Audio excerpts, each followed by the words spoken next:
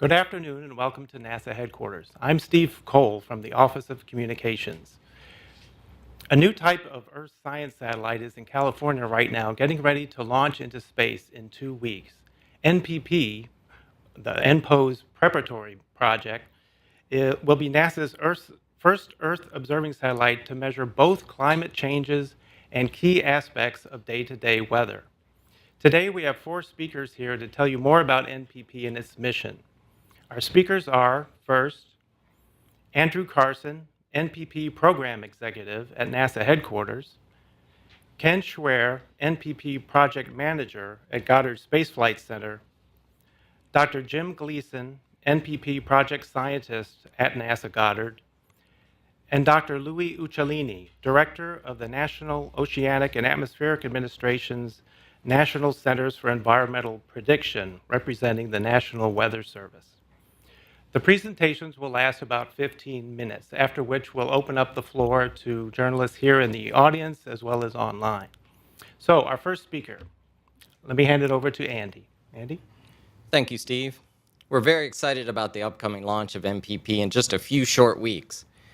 NPP is a bridge to the next generation of Earth observing satellites that'll provide climate data that'll help that are critical to NASA's Earth science research. NPP will help us understand what tomorrow will bring, whether by tomorrow we mean tomorrow's forecast or whether we mean years or decades from now. NASA is currently operating 14 Earth science missions, including a series of satellites known as the Earth Observing System, or EOS. These satellites, Terra, Aqua, and Aura, provide measurements about land, oceans, and atmosphere. NPP will continue these key measurements, which are critical to understanding the health of our planet now, as well as how things might change in the future. NASA is taking what we learned from the EOS system and helping NOAA create the next generation of satellites to extend these measurements into the future through the Joint Polar Satellite System, or JPSS. NPP will lay the groundwork for JPSS by proving out the technologies and capabilities of that system, both in the instruments and the ground system. NPP data will also be incorporated into the National Operational Weather Forecast models, providing higher resolution data and improving the weather forecast capabilities. So NPP is a critical first step in building a climate-capable operational system. This mission was developed in collaboration with our partners at NOAA and the Department of Defense, as well as our industry partners at Ball, Northrop Grumman, Raytheon, and ITT. We are finishing up the last of the launch preparations for NPP and are looking forward to launch on October 27th. We expect it will become a significant part of our nation's climate and weather capabilities. Now I'll turn it over to Ken Schwer, the NPP Project Manager. Thank you, Andy. Tomorrow is a monumental milestone for NPP. The NPP satellite will be mated on top of the Delta II launch vehicle out of Vandenberg Air Force Base, California, as we prepare for our October 27th launch. The NPP team has successfully maintained schedule the past 2 years while completing a comprehensive satellite environmental test program and ensuring the readiness of the ground system and the mission operations team. The NPP spacecraft is built by Ball Aerospace in Boulder, Colorado, where all 5 instruments were delivered and integrated onto the spacecraft. After integration, the NPP satellite is actually about the size of an SUV. The NPP team successfully completed the satellite pre-ship review and the mission operational readiness review back in mid-August. After that, the NPP spacecraft was then shipped from Boulder, Colorado via environmentally controlled spacecraft shipping container and a tractor trailer on August 28th, and approximately 30 hours later arrived at Vandenberg Air Force Base, California on August 30th. Since then, the NPP spacecraft and instruments have successfully completed all checkouts and preparations for launch. Over the next 2 weeks, the NPP and Delta II teams will conduct a mission dress rehearsal on October 21st and the launch readiness review on October 25th. The mission dress rehearsal actually exercises the satellite and launch vehicle teams with simulated anomalies while actually running the countdown procedure. This ensures the launch readiness of the satellite and the launch vehicle teams.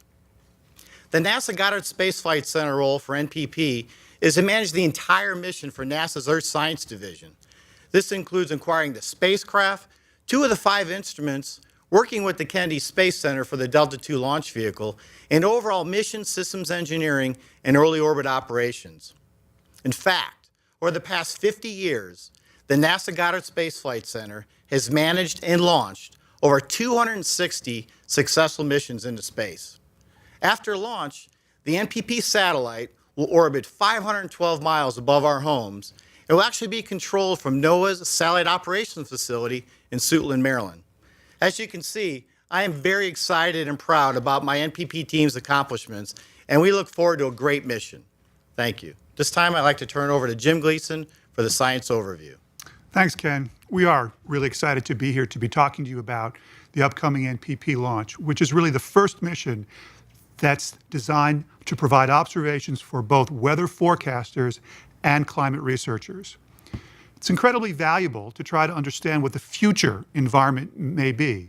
And the future environment is as much tomorrow's weather as it is long-term climate. People often confuse climate and weather. Weather is what's going to happen tomorrow or this upcoming weekend.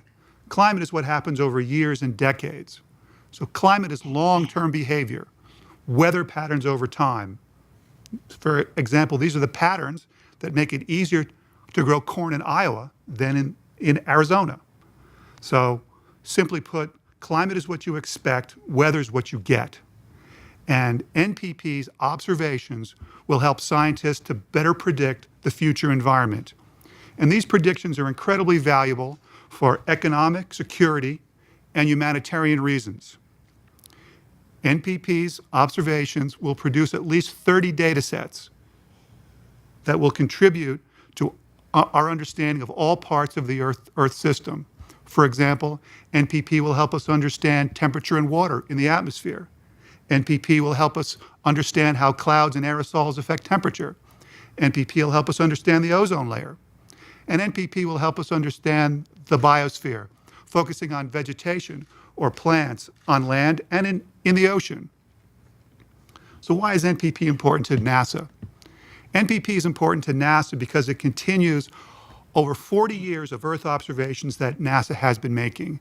And in particular, NPP carries on the Earth-observing satellites records from Terra, Aqua, and Aura, and hopefully the observations from the Joint Polar Satellite System will be added to NPP's data records. So NPP's observations will help NASA make better long-term data sets, which help scientists make better models, which then lead to better predictions, which hopefully can be used to make better decisions. And these decisions can be as simple as, do I bring an umbrella? Or as complex as, how do we respond to a changing climate?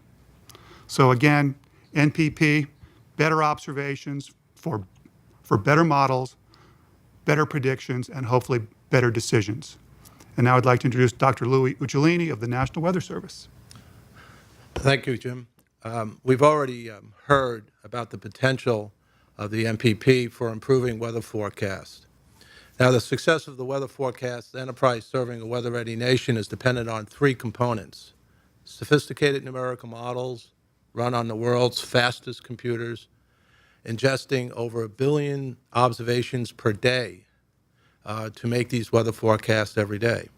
Now, the backbone for that global observing system is the polar satellite data that both NASA and NOAA have worked on for decades to improve the operational forecast systems. So the launch of the NPP is a big deal for America. NPP does represent a bridge from the current polar satellite systems to the future operational platforms known as the Joint Polar Satellite System, or JPSS. Now, the timing of this NPP launch could hardly be more appropriate. 2011 has been termed the year of the billion-dollar weather disasters. We've already had 10 separate weather events, each inflicting at least $1 billion in damages, including the tornado outbreaks, fires. We've had hurricanes that have affected the east coast of the United States, and we've had floods that have affected a large portion of the north central and central part of the United States. With NPP's advanced microwave, infrared, and visible data feeding NOAA's operational weather prediction models, we expect to improve our forecast skills and extend those forecast skills out to 5 to 7 days in advance for hurricanes, severe weather outbreaks, and other extreme weather events. We expect these advanced instruments on NPP and a high-resolution imager on this spacecraft to become a foundation for the global observing system that will be absolutely essential for NOAA's prediction models, especially for extreme events such as the recent occurrence of Hurricane Irene along the east coast of the United States. Beyond the weather forecasting, NOAA will use NPP data to track ash plumes from volcanic eruptions, to enhance aviation safety, monitor crops, vegetation, potential for drought and fires, measure variation in the Arctic sea ice, and detect harmful algal blooms and other hazards that might endanger fisheries and fragile ocean ecosystems. NOAA is really looking forward to a successful launch. I am excited about the potential for NPP and its use in the operational numerical weather prediction models. Back to you, Steve. Okay, thank you. Thank you to all our speakers. We'll take questions from the media in just a minute, both in the audience. If you have a question, please raise your hand. A microphone will come to you. Or if you're on the phone lines, you dial *1. But first, I wanted to remind everybody watching and listening that there's a lot more information about NPP online on the NASA website, which is www.nasa.gov/NPP. You can keep up with the launch milestones all the way up through watching launch on that website. Okay, so we'll see if we have any questions here. Any questions in the audience? Okay, first. Hi, this question is addressed to Louis. What advances in the new system with respect to the sounders are in place in NPP that differ and increase the capabilities in the current satellite system? Well, the NPP has an advanced microwave sounder and the infrared, which is a CRIS, which is basically equivalent, a slight improvement over what we're using from the MEDOP, the European satellites. So we have experience with these sounders, and what this will allow us to do is, because this will be at a different orbit than what we have for MEDOP, we'll be able to have that type of advanced observations that will help us fill in data gaps in a temporal sense over the entire day. You're probably aware of a recent article in JAS, I believe, I forget who the authors are, who argue that the resolution, at least of the current sounders, and I'm not quite sure if this is true for the NPP and advanced JPSS equipment, is insufficient for input and value into high-resolution forecast models. Do you have any comment on that? I think that we've already shown with the use of the current advanced systems that the resolution of those instruments are not only sufficient, they meet all our requirements with respect to the global models. And as you get down to the mesoscale, we can use those global models to help force the mesoscale initial conditions. So I don't really. Well, we're also assimilating the satellite data into those higher resolution models as well. As you know, we don't have any data sets that match the resolution of those high resolution models. The real trick of data assimilation is to take the strengths of observing systems and make them applicable to any resolution in those models, and we've been successful in doing that. So I really don't see that as an issue. Okay, we have another question here. Please identify yourself. Hi, I'm Mary Orndorff with the Birmingham News. I guess this question is for NOAA. How long will the NPP last, and what is the latest on what it will be replaced with, and whether or not there'll be a gap in that weather coverage? Well, actually, in terms of expected lifetime, it has to go over to the project. But we're hopeful that it'll be 5 years and beyond. But let's get the. Yes, it's always hard to predict how long satellite is going to live. I can tell you that the instruments were designed under the NPOS regime for a 7-year lifetime. However, during manufacturing, testing, and calibration of these instruments, significant anomalies arose that give us concern that there's residual risk with these instruments that could actually affect the on-orbit lifetime. The instruments are performing well, but we are concerned about the on-orbit lifetime on some of these instruments. Keep in mind, NPP was always a pathfinder mission, and the lessons learned from NPP, we're going to go back into the design and manufacturing of these instruments for the follow-on operational program. It was always envisioned that it would take approximately like 18 months to go through the calibration validation of these instruments, and that would give NOAA time to update the data product algorithms for use on the ground so we can improve the data products before the operational system would be launched. Okay, we have a question on the phone lines. Alan Boyle from MSNBC. Go ahead, Alan. Hi.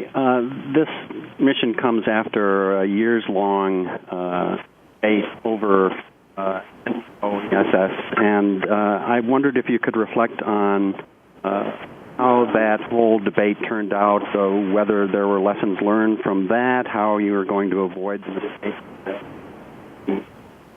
in that process, and what you'd be missing because of the way that the mission has been used. Alan, we lost a little bit of the last half of your question. Yeah. Go ahead, Andy. Okay, I think I can address part of his question. As you know, back in February of 2010, the administration decided to restructure the NPOS program and break the program up into two, one with the Air Force handling the early morning orbit and NOAA handling the afternoon orbit. NASA is the acquisition agent for the afternoon orbit for NOAA for the JPSS program. And NOAA and NASA have 40 plus years of working together in building weather satellites and through the POS and GOES programs. So relying on that 40 plus years of cooperation and collaboration is what we're going to fall back on in this new regime for the JPSS system. I would like to give you kind of a real-life aspect of how this has improved the situation greatly for NPP.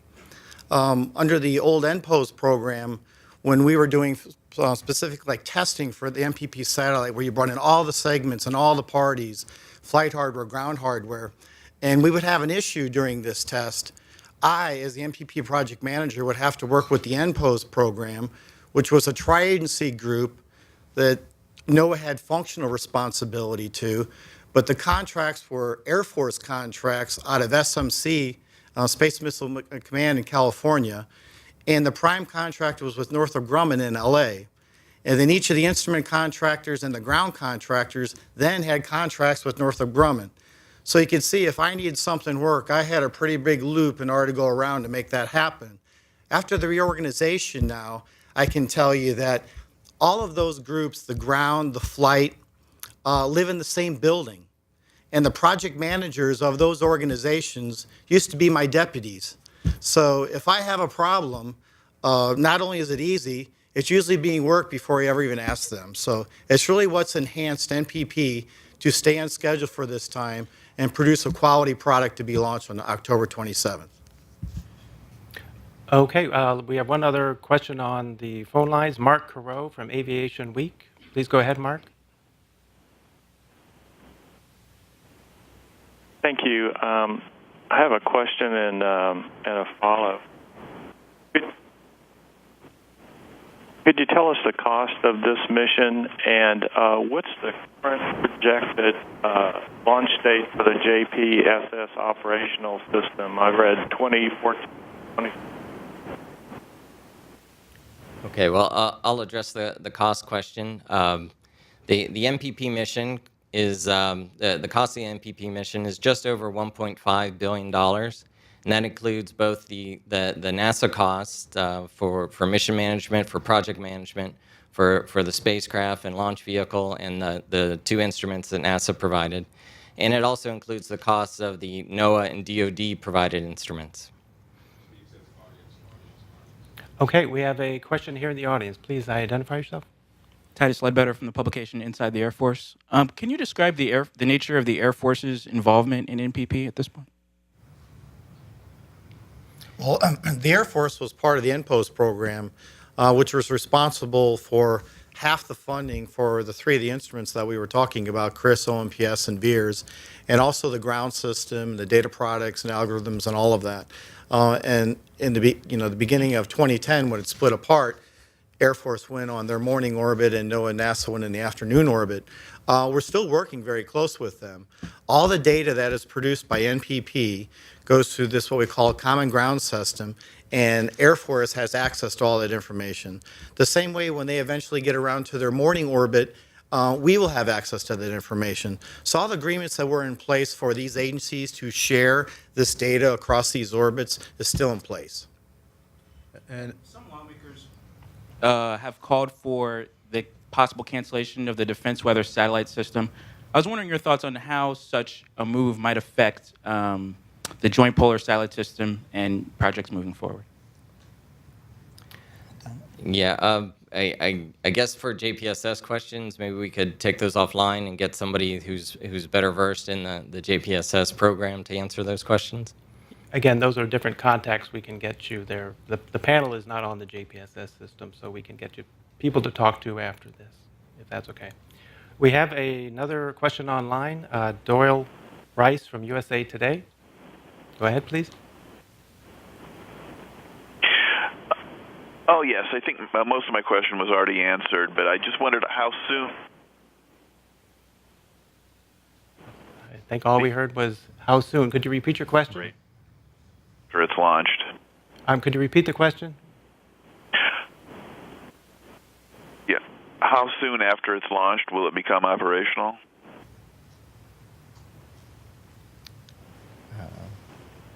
You want to answer that? Yeah, we have it depends. There's over 30 data products from NPP. We've been saying, we expect to have some operational data within 18 months. My guess is from looking at things that there'll be a spectrum and the most critical data sets will be done much sooner. So we're looking at, for the first data sets, probably in the 6-month time frame for microwave radiances, and longer for the more complicated data products. And if I could add, and also with respect to the working with the Air Force, NOAA, NASA, and DoD partake in the Joint Center for Satellite Data Assimilation, and we've been working together to first use AIRS and then go to the MEDOP and use those data sets, and we are preparing for the NPP.